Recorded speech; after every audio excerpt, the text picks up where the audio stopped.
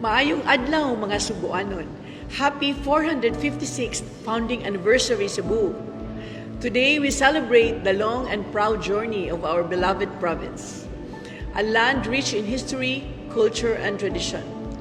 From our world-famous heritage and tourism sites, our native products, to our delicious food, Cebu is truly something to be proud of. Above all, I'm most proud of our people. Kita mga Cebuanons, hardworking, talented, kind, resilient, and full of heart. Ug isip inyong gobernador, I promise to give back to you a Cebu that is healthier, safer, and more progressive.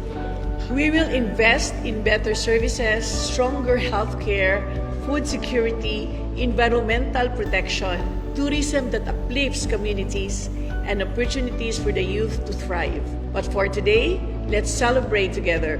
This is a great day to show how proud we are to be Cebuanos. Daghang salamat ug malipayong kasaulugan kanatong tanan. Ato ang Cebu.